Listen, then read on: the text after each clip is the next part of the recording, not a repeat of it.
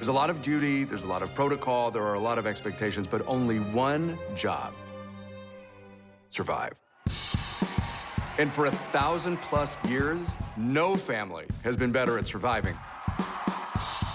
Nobody's joking about the handbag anymore. Nobody's joking about the hats anymore. There's Queen Elizabeth, you know, keep on keeping on.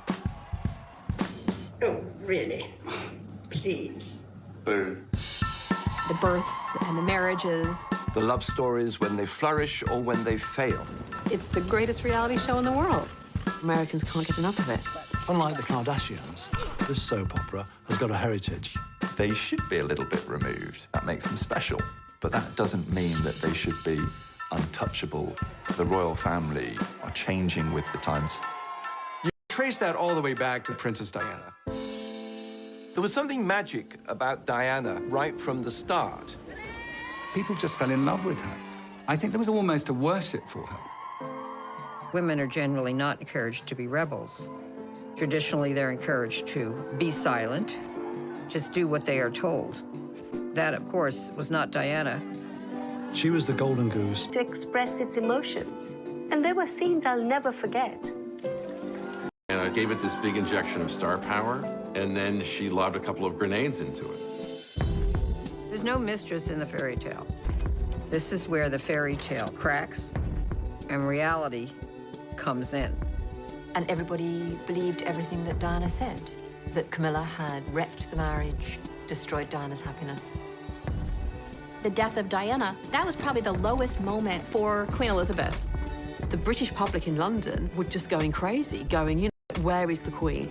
People really started wondering if the monarchy would survive. And now we have a new cast of characters.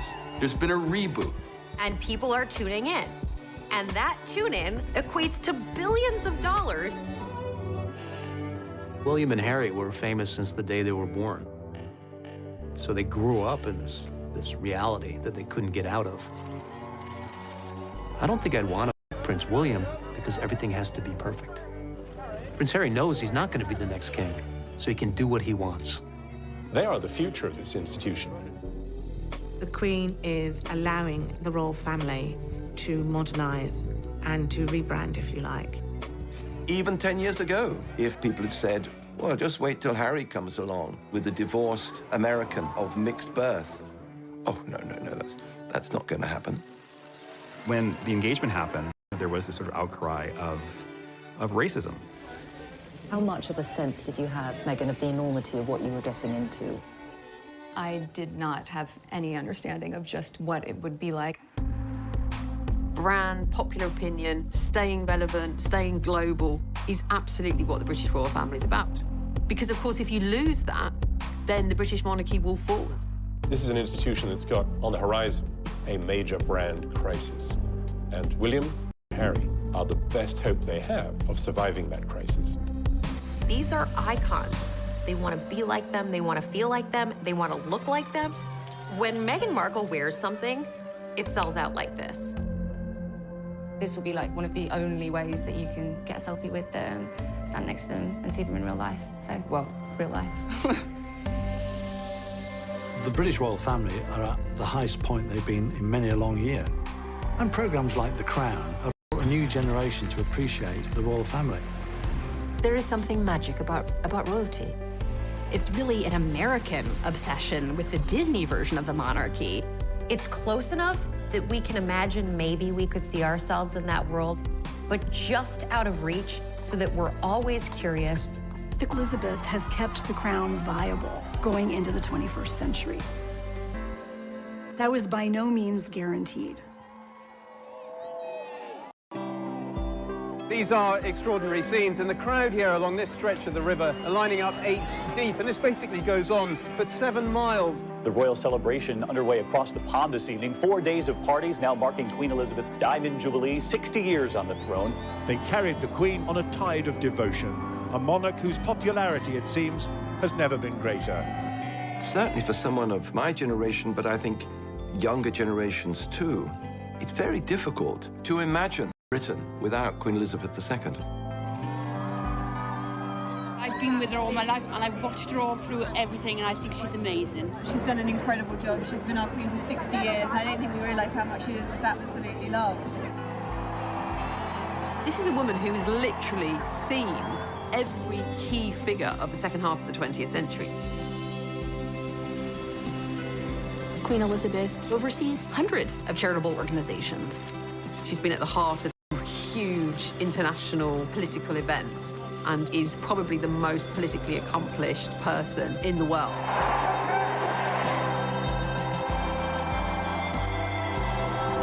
The Queen, though, wasn't supposed to be Queen. She was Queen because her uncle, Edward VIII, had abdicated. Edward VIII was the eldest son of George V. He was meant to be the king following his father's death in 1936. He was quite good-looking, dashing, a rather popular figure, Edward. He was at the center of American and British socialites. He was the heart of the party. He was incredibly popular, very charismatic, but he was weak. His own courtiers were struck at how emotionally underdeveloped he was. Then along comes this extremely chic, ambitious woman. Wallis Simpson was a twice-divorced American from Baltimore. Very practical person, quite tough. By all accounts, was something of a social climber and was very interested in making the acquaintance of Edward. There's a lot of really interesting speculation about the kind of psychosexual hold that she had on him. And because she was domineering, she filled some need that he had to be mothered. Everything had been kept under wraps. The British public didn't know too much. The monarchy had a tacit agreement between the British press that intimate details of a monarch's life. People were fascinated by him. And she, in her own right, had her own luggage. So people were fascinated by her and how she managed to bag the greatest bachelor in the world.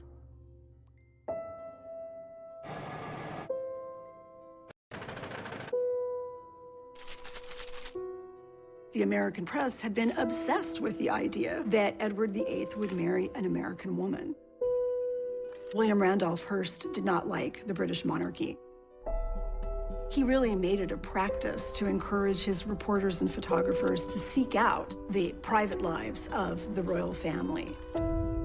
One of the photographs that drew attention was a photograph of her touching his arm. Ordinary people do not touch the monarch. That kind of intimate gesture indicated that there was an intimate relationship. A cruise he took in 1936 along the Mediterranean coast with Mrs. Simpson. They took photographs in his bathing suit. You could see his chest. I mean, he was half naked in these photographs.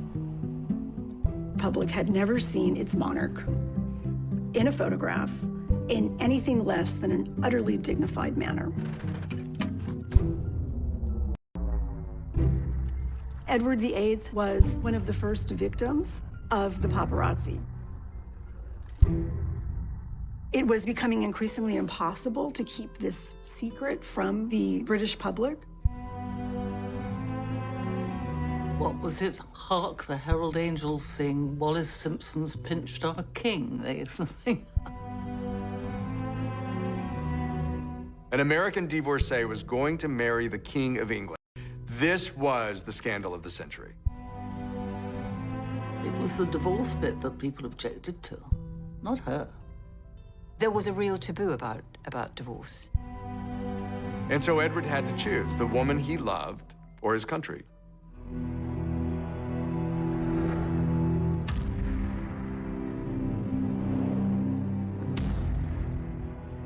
An abdication was something you couldn't think of the king stepping down and going abroad to marry this woman. One cannot overstate the trauma of the abdication crisis. It seemed at the time that the monarchy, the British monarchy in 1936, came close to self-destructing. Had he insisted on marrying Mrs. Simpson, and had Parliament said no, it would have forced a standoff that the country had not seen since the 17th century. A few hours ago, I discharged my last duty as king and emperor, that I have found it impossible of the woman I love. From that moment onwards, the name of Edward VIII, his presence hovering in exile with this wicked American divorcee, it loomed over so many decisions of the royal family. Knowing what we know now, it is incredibly fortunate he abdicated. After they married, they actually paid a visit to Germany and met Hitler. Edward could be useful to them in the event that Germany invaded England and needed some way to rule it. It raised real concerns. There is a real chance that the course of history could have been changed had he stayed on the throne. Edward was king for 1 year. He was not crowned. So the coronation that had been planned was held for his brother, who ruled as George VI. When George VI heard that his brother was going to abdicate, he came home very distraught. And Elizabeth and Margaret, her sister, were looking over the balcony. And Margaret said, "Does this mean that you'll be Queen, Lilibet?" Elizabeth replied, "Yes, I suppose so." She instantly became one of the most popular celebrities in the world. Prince Charles, in public, made light of it. In private, he was quite jealous.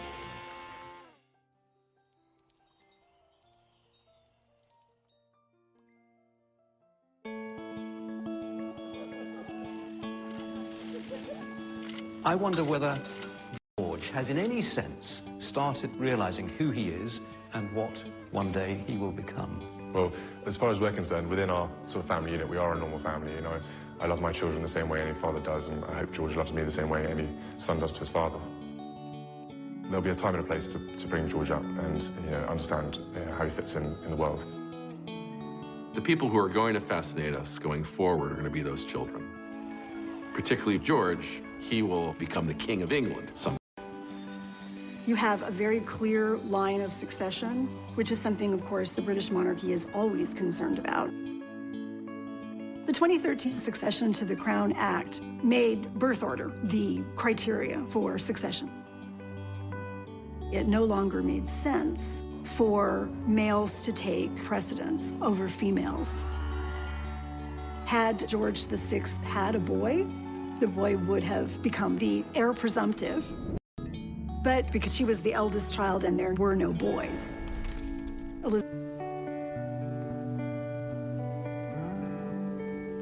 For the first 10 years of Elizabeth's life, she wasn't expected to be queen. She had a very tight bond with her parents and her sister Margaret. Her father spoke of them as us four.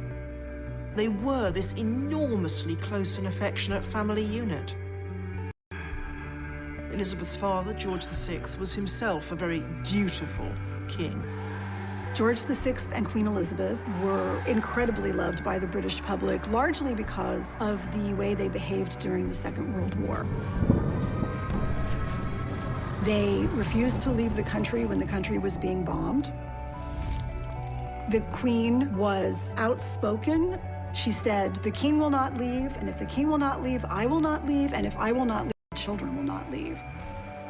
They really became a symbol of that stiff upper lip, of that British resolve. They did live on rations, they dug for victory, they knitted comforts for the troops, and they did the radio broadcast to try and cheer other children along. We children at home are trying to bear our own share of the danger and sadness of war. Come on, Margaret. Good night, children. Good night, and good luck to you all.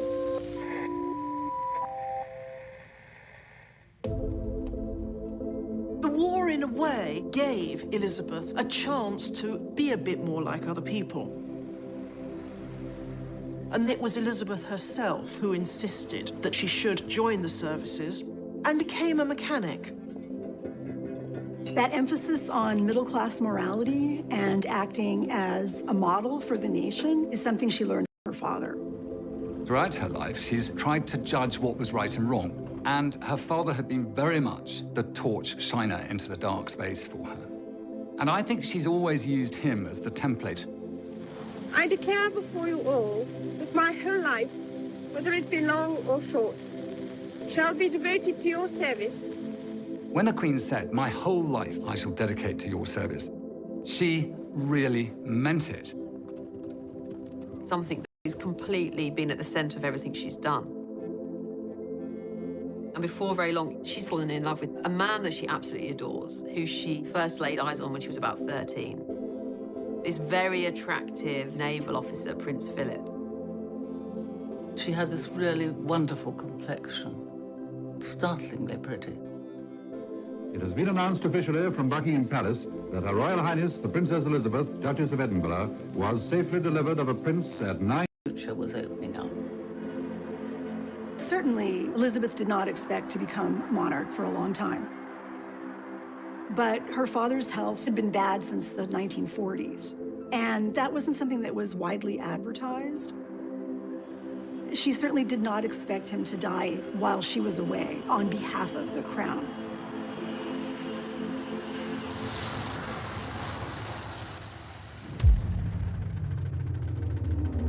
This is London. We think about the period following the Second World War in the United States as being this great consumer moment, a great moment when there's a lot of opportunities for people and they're starting these brand new lives with Tupperware. Freeze it, stack it, any which way. It won't leak or spill. But that's not the lived experience of the British right after the Second World War. Britain, it was so grim after the war. I didn't recognize London. There were so many bomb sites. There was tremendous austerity, food rationing, fuel rationing. It was horrible. Rationing did not end in Britain until 1951. The prospect of rebuilding it all again and what was life going to be like. There wasn't a great spirit of gaiety, and It brought a bit of colour to the nation, which had gone through the most terrifying ordeal. I mean, the world.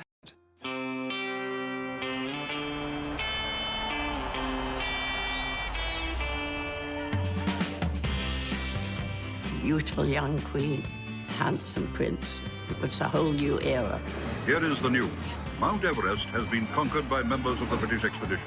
Tenzing Norgay and Sir Edmund Hillary climbed Mount Everest the night before the coronation. It was a joyous moment, and you could see it in the crowds, you could see it in the pageantry. There was this whole exhilarating sense of a new Elizabethan age. I remember borrowing my mother's diamond ring and scribbling the coronation date on my bedroom window with it. So enthused was I.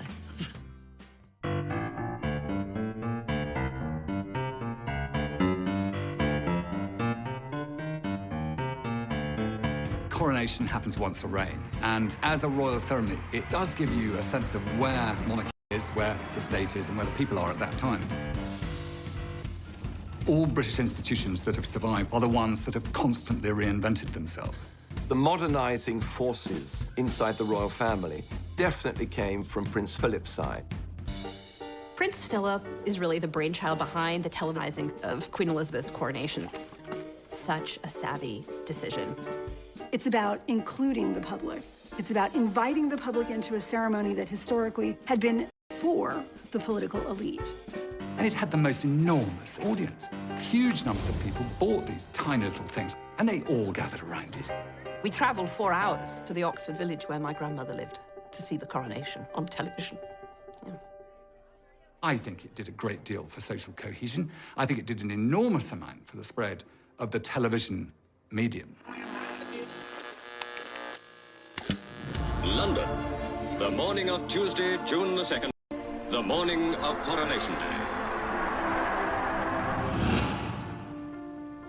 My grandmother bought a television for the occasion, and people from the village piled in. Into the forecourt of the palace and through the gates comes the gilded coach, bearing the young queen to her crown. Rosie Churchill and I were the only two that went in a coach, and I was just blown away. A huge wave of cheering travels with her. pouring along the Mall as though it would lift her and carry her on her way. People were roaring, "Long live the Queen," and they were ecstatic. I mean, the main thing I remember is this crowded living room and the excitement.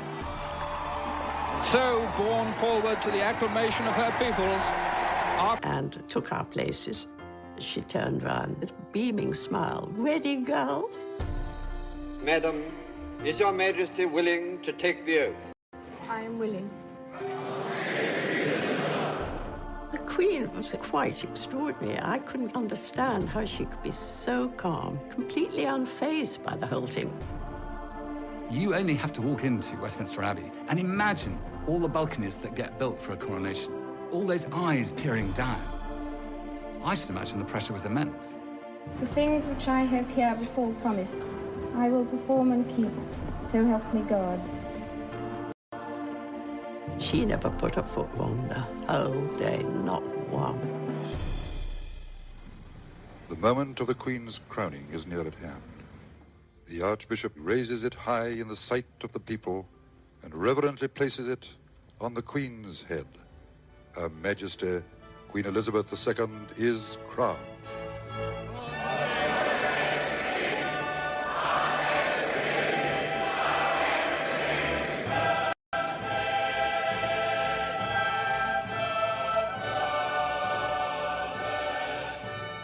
She looked very happy when we left the Abbey. I think when it was all over, she was very serious all the way through. As this day draws to its close, I know that my abiding memory of it will be the inspiration of your loyalty and affection. I'll never forget it, never. It was the greatest day of my life.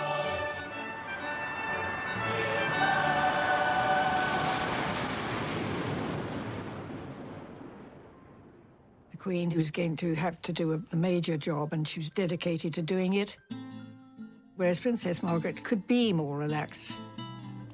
She was always a rebel. She'd go clubbing. She'd drink a bit too much. Margaret certainly made the most of her life, behaving in a rather riotous way.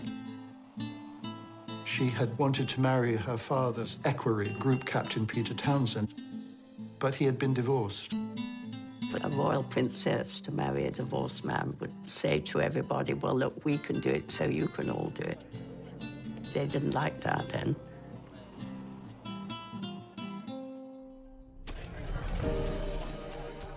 People in Britain were very pro it. The Queen wanted her sister to be happy, but she could... In white gloves, you were treated like royalty. And the movies that people saw in these palaces were even more influential because of the environment. Walt Disney obviously had a knack for knowing what kind of mass entertainment was going to resonate.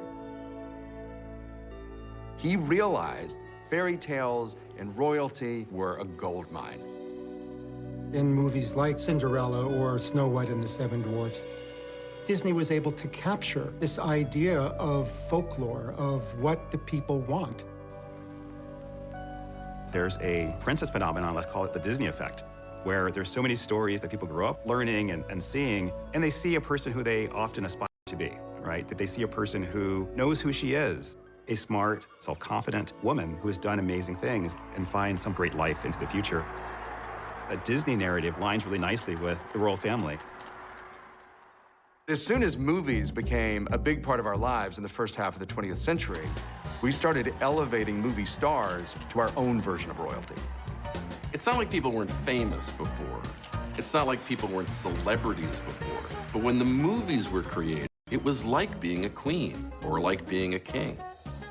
From Marilyn Monroe to Clark Gable to Grace Kelly, they were just stunning individuals. Grace Kelly was the most glamorous person imaginable. How else could you top being the biggest star in Hollywood? You become an actual princess. She was kind of starstruck by the idea of royalty. Gosh, a European prince, wow. And so that was the famous marriage of hers to Prince Rainier of Monaco. Years, the Queen did have some difficulty with the public relations aspect of her role. glamorous though she was, beloved though she wasn't very approachable. I mean, to judge from your article, you expect the Queen to have qualities of a wit, would like her to be a better orator, you would like her to be a TV personality, in addition to being a diligent, dutiful, and devoted monarch and a mother. What I'm suggesting is that in her public speeches and appearances, spontaneity should be the keynote. I want to tell you all how happy I am to be amongst you, and how much I look forward to my journey through Australia. Her own natural soul is not allowed to come through. It's a sort of synthetic creature that speaks. Lord Altrincham, John Grigg, was a journalist who in 1957 critiqued the Queen for being very old-fashioned and elitist and out of touch. He dared to actually criticize the Queen herself. He said that she sounded like a priggish schoolgirl, that it was hard for people to relate to her, that she didn't perhaps sound as if she actually knew that much about anything. I don't retract that for 1 minute. Because you see, I'm now being attacked for having attacked the Queen. He was even physically attacked by a member of the League of Empire Loyalists, who said of the fine that he was charged when he was convicted that it was the best investment he ever made. What made it worse was there was actually a germ of truth to this. The Queen was this shy young woman. She's the public face of the monarchy, and she's a private person, and she's trying to balance these two things. Prince Philip was always telling her, smile more, look over there, Lilibet, look at the children, just to look a little more warm and open. The Christmas broadcast of 1957 can be seen as a direct response to Lord Altrincham's critique. It's inevitable that I should seem a rather remote figure to many of you. But now, at least for a few minutes, we see her with pictures of her family around, and it is meant to give that sense of, yes, the royal family are royal, but they're a family just like us. It was the first such royal Christmas broadcast to be televised. She quite self-consciously spoke to the very concerns and criticisms that he had raised about the monarchy being out of touch. we can show the world that we're not afraid of the future. It's really difficult for anyone to maintain mass popularity. The public is fickle, the public is sometimes unforgiving. You have to be willing and able to adapt with the times, especially when there's a social revolution in the air. Everyone is voting for Jackie. The cool music of the time was not rock and roll, it was Frank Sinatra. And Frank Sinatra was recording campaign songs for JFK. Instantly, the presidency was covered with glamour. The torch has been passed to a new generation of Americans born in this century. John F. Kennedy, in a way, was a royal for the American people, but he was also a relatable man. They symbolize a kind of common touch. People really believed that he got them and that he wanted the best for them. And at 43, the youngest president that we've ever had, some argue that he was maybe one of the most good-looking. I was a bit keen on JFK, as girls my age certainly were. And there was Jackie glittering beside him, not upstaged by him. America's Queen, as Frank Sinatra called her. A real international star. I am the man who accompanied Jacqueline Kennedy to Paris, and I've enjoyed it. Jackie Kennedy really embraced a very fashion-forward sense. She says that I'm fresh, I'm new, I'm not going to let anybody stop me. And she really was herself. Paris, Vienna, then London. A hectic round of flying visits for the President of the United States. 500,000 people lining the route from London Airport to the West End just to cheer a hello to Jack and Jackie. There was something about when the Kennedys came over. I think it surprised us all that this was going to have such a massive interest to it. Crowds broke through at the palace, and once more the Kennedys got a big hand. I think that the British were drawn to two people who could be a little bit more freer than they were. The Queen was somewhat outstripped by the Kennedys. We're talking about people who transcended their role, people who electrified the world that way. Nobody could compete with JFK.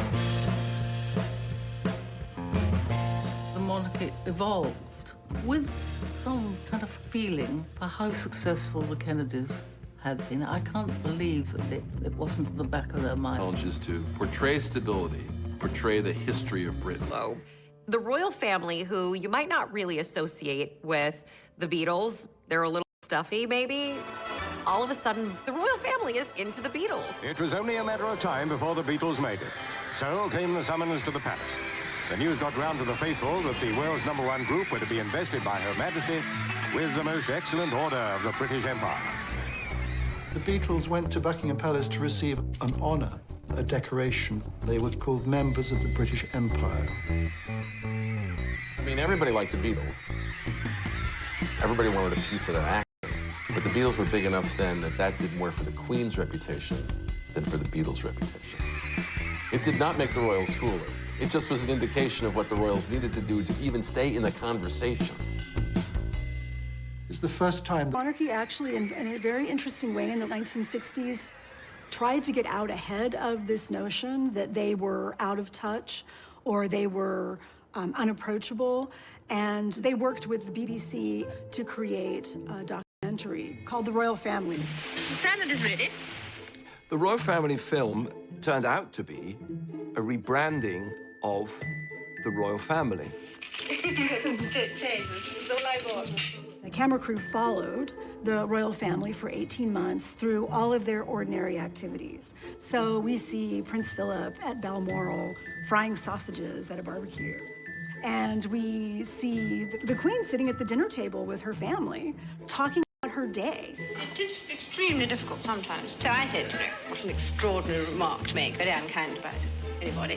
The film was a great step forward. I thought it was charming. And I am the most appalling couple.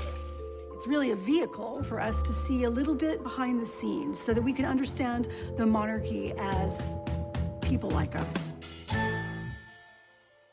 Public response was very positive. People wanted to see more of the British royal family.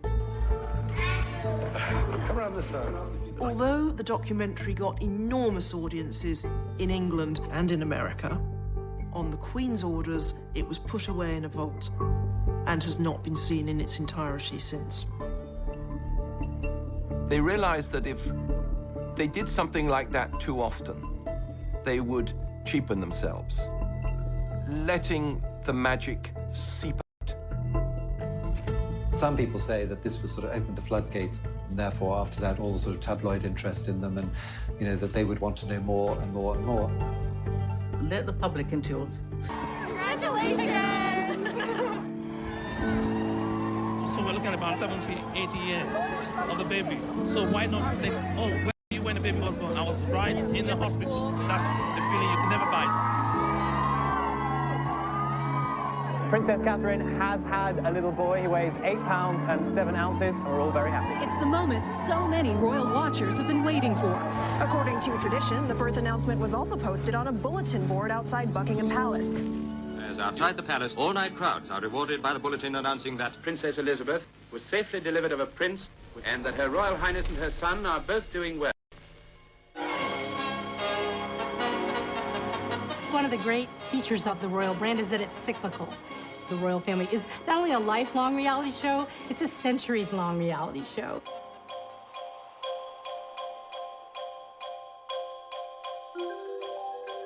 We don't often chart a person's life from birth to death.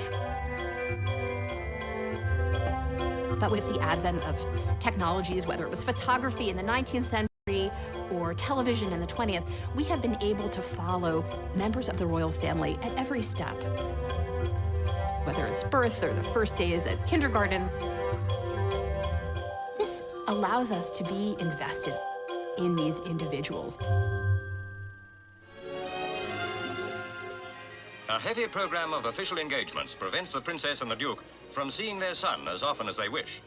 It is only on occasions like this that they can enjoy the happiness of parenthood. Charles, it was his misfortune to need that she give herself to her people. For 6 months, Buckingham Palace has been a palace without a sovereign. The Queen has travelled round the world. She reigns not just at Buckingham Palace, but in the 4 corners of the earth. Soon now, the royal standard will fly again from the palace rooftop. And we at home will say, welcome the Queen. He had quite a difficult childhood. His parents were very distant, not just physically, but emotionally as well. Everybody in those early years remarked on how stilted and formal the Queen was. Charles suffered from that, probably more than anybody else. Charles and his mother were subjected to private reunions in public scenarios. But all of this, at the end of the day, is because of the growing power of the media. Previous kings had gone off to school or had their lessons with their tutors. We saw film, newsreel. Here is courage. Here is honor. Here is Gordonston, a school fit for a king. Prince Charles was sent off at a fairly young age to boarding school, and to one boarding school in particular, to Gordonston, where his father had been. The school had a tough, outdoors regime that Prince Philip clearly saw as making a man. He had a difficult relationship with his father, who frankly was puzzled by this son of his who was so sensitive. You can only feel sorry for the kid. Scrutinized whenever he appeared in public, scrutinized in private. And then this develops with his love life.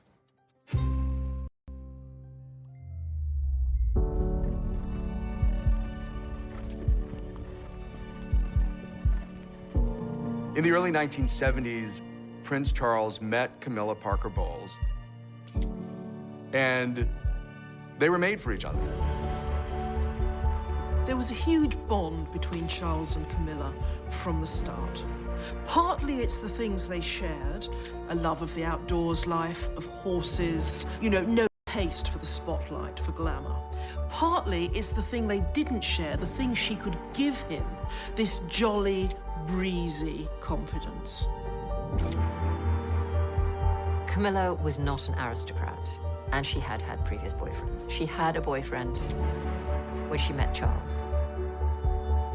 A woman of experience and knowledge was not an appropriate partner for the future King of England. He went off into the Navy, he went off to the Caribbean, and The late 60s and 70s was a difficult era for everybody in Britain. The economy was in the pits. For the 1.5 million unemployed in Britain, the pinch is even more severe. Those without work now account for 6% of the total labour force. And even the longer-term prospects for employment are pretty gloomy. It brought power cuts, and it brought a 3-day working week. Just how serious is the situation?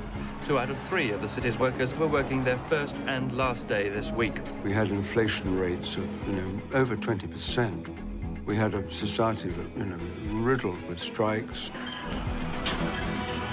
with shutdowns. The state basically just came to a standstill. Garbage wasn't being collected. The royal family would be the point on which you would focus your animosity. It's a diamond-encrusted lifestyle that ordinary people whose families had worked for generations could not aspire to. And the monarchy seemed very much out of touch with that.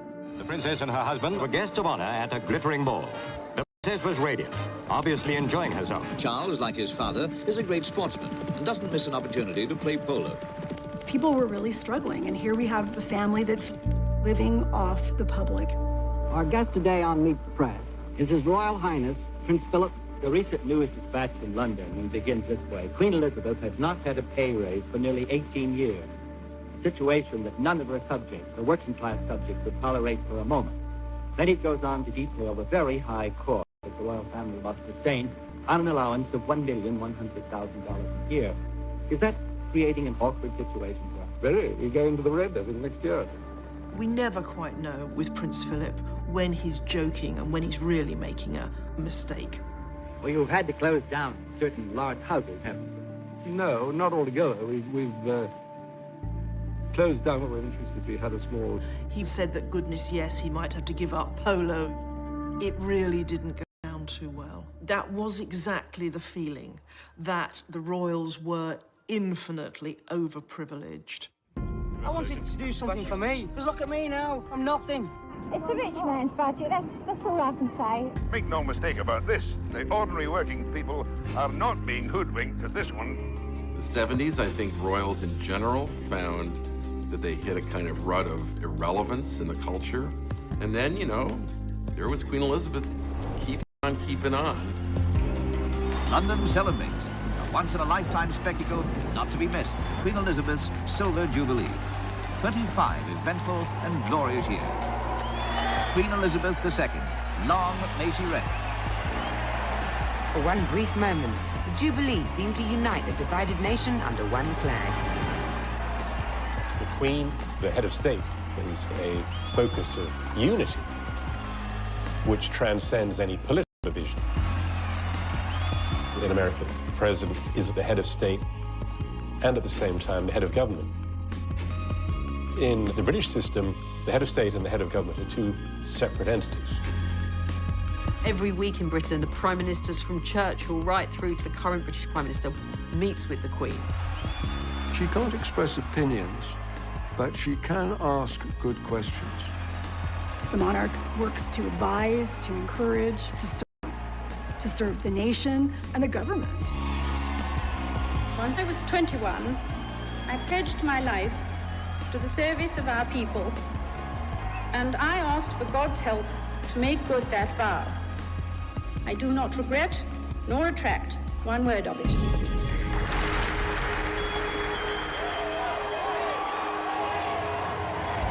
The 1970s were tough times, but people needed a distraction. And this Jubilee was just what they needed.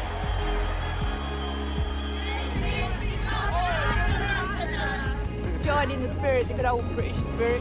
There is an element of escapism when it comes to the royal family. It's a way for us to escape the everyday, escape perhaps disappointment in our own lives. You know, whether people just come out and enjoy the street party and then go home and grumble again about how much of their taxpayers' money is going on the establishment, there's no doubt that... And I suspect he did that to please his father. The British press, they tried to kind of create Prince Charles as like a James Bond character, called him Action Man. And this is the secret of the prince's public success. Fly, shoot, play polo. All of these things the prince does rather well.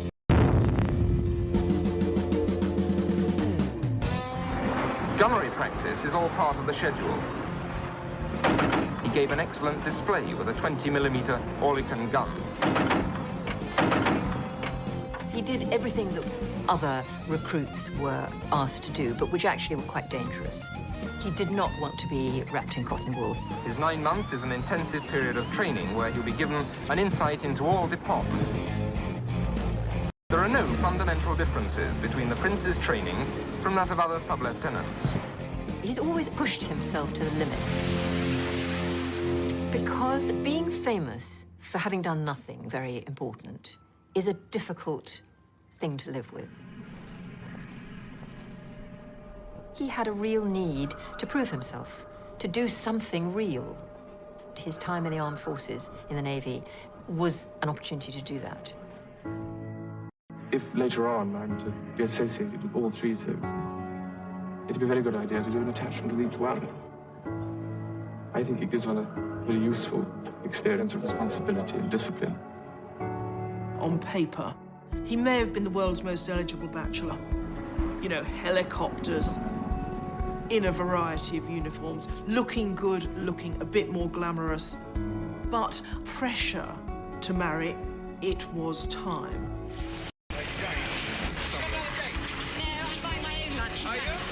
There was this kind of hysteria in the mass media to push Prince Charles down the aisle because he'd said that 30 was a good age to marry, and by the time he got to 32, everybody was saying, well, come on then. Well, he's getting on a bit, isn't it? About time we got married. I think he should get engaged because he's getting older. People have been waiting for a long time to see who Prince Charles was going to choose as his spouse. Anytime anyone was photographed within 5 feet of him, they were the new princess. There were questions. The kind of dirt the press were looking to dish on any of Prince Charles's girlfriends was things like whether they had a past, whether they'd had boyfriends. Extra element that the future Queen of England was expected to be a virgin. And of course, the trouble is that that was terribly out of touch. The days when any bride was supposed to be a virgin had long gone. It made it a very difficult, tense situation for him. Sarah, you know, Lady Diana Spencer's older sister, was widely tipped as being a possible bride. It was when he was dating Sarah Spencer that he actually re-met, or you could almost say met, Diana Spencer. When he finally met Diana, she seemed the perfect bride for him. She was aristocratic, she was a virgin, she was a member of the Church of England. She was young. There were no skeletons in the cupboard. There was no fear of, you know, ex-boyfriends coming out of the closet. This shy, somewhat ordinary young woman who teaches kindergartners, and she's thrust into the limelight. Lady Diana was back at the Pimlico kindergarten where she teaches this morning, but polite as ever, she was saying nothing about her weekend with Prince Charles to the assembled press corps. Don't comment all that. Have a good weekend, though. It's work now, okay?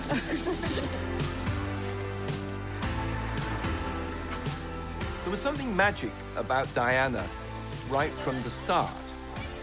There was just something about her that made you feel, yes, this is going to be the one.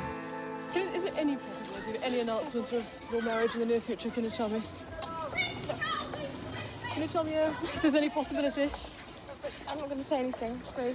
Right, but Prince Charles did give us a hint himself. He said we wouldn't have to wait too long. The public had this view of Diana that she was a fairy tale princess. It was almost that she was rags to riches and she was a girl like us, plucked from a normal life. Reality actually was very different. Diana was probably more aristocratic than Prince Charles. She came from a very old English family. She grew up in a stately home, filled with staff and beautiful works of art. However, the public loved her, and they loved the whole idea of happy ever after. It wasn't clear at all that Charles was going to propose to Lady Diana. And of course, his reluctance shows the doubts he had. Doubts we now know were all too saying he either had to actually ask her to marry him, or he should back off and leave her alone. Because to keep her hanging on is awful for her, and it's going to damage her reputation. Charles misinterpreted this, thought he was being told he must marry Diana. From Buckingham Palace came the news that the whole world had been waiting for. Lady Diana Spencer is soon to become Her Royal Highness, the Princess of Wales. Wonderful. Perfect. Oh, thank goodness. I think it's really great. One can only speculate whether Prince Charles's decision to marry her was entirely his own. One has to wonder whether duty and sense of obligation weren't playing their role as well. On the public side of the palace, the crowd watched intently as the interview appeared on ITN News. It was exciting when he chose, and it was exciting who he chose, because it was Diana, and everybody was excited about her. It was a really big deal. She was this breath of fresh air. She just looked and felt like someone you knew in real life. Diana, through her teenage years, we know she'd had a sort of crush on him, as some girls of her age did, and here she was, given the opportunity to become his princess. Can you take us back to when you first met? What do you think about Lady Diana? I remember thinking what a very jolly and amusing and attractive 16-year-old she was. The royal tradition is that the bride-to-be blushes, stumbles and stutters over a few words and then lets the man do the talking. And having great fun. And Diana, she remained silent. And I don't know what you thought. be amazing. She was awkward, she was young, she was unschooled in the way of royalty. Can you find the words to sum up how you feel today, both of you? Difficult to find that sort of word, isn't it, really? Just delighted and happy. And then the famous quote. And I suppose in love. Of course. Whatever in love means. Whatever in love means. This was not exactly a ringing endorsement. I mean, what sort of person? The engagement ring is a priceless and unique family heirloom. China factories are already gearing up for a royal wedding gold rush. Churned out by the dozen. It's not an exact copy of the dress Kate Middleton wore, but it's close enough for admirers of the bride's style. It is important for the people to see something of themselves in the royal family, although there's always been a kind of aspirational quality. Meghan Markle mania. Millions trying to copy your most popular looks, so we decided to make it easy for you guys to do it. These are women that consumers all over the world look up to. They want to be like them, they want to feel like them, they want to look like them. Where, of course, the clothes. Fashion with a completely individual flair. She's beautiful. Diana fitted the bill. She looked, like a typical English rose. People were mesmerised by her. But when you actually look back, some of the clothes she wore were, quite frankly, ghastly. She certainly has been good for fashion so far. We learned just how easy it is today for every woman to look like a princess. There is something magic about royalty. What's not to love about royalty? Congratulations and jubilations. I want the world to know how happy as can be. It's fairy tale time. And in Britain tonight, the fairy tale is coming to life. Lining the streets of London, 2 million well-wishers. We are sitting in this magnificent location overlooking St. Paul's Churchyard. This is the wedding of the whole world, and the whole world loves a wedding. As you can see from the pictures, people here are shoulder to shoulder and wall to curve. The wedding guests assemble. The huge, cheerful crowd that has waited so long and patiently roars and waves its welcome.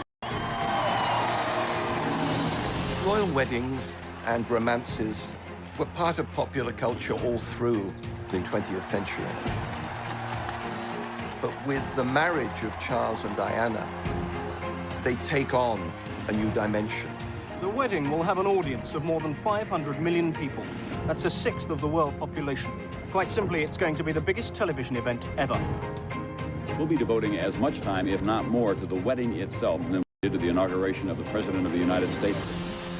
To us in America, this wedding was the closest we had ever seen to a real-life fairy tale. This was a massive event worldwide. People filled the streets. I mean, London was heaving. I was in the Scots Guards, part of the Guards division that wear the red coats and the big black hairy hats. I remember Diana passing where I was.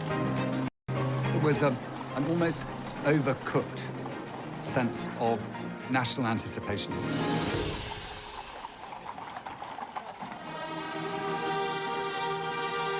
can tell that she has arrived.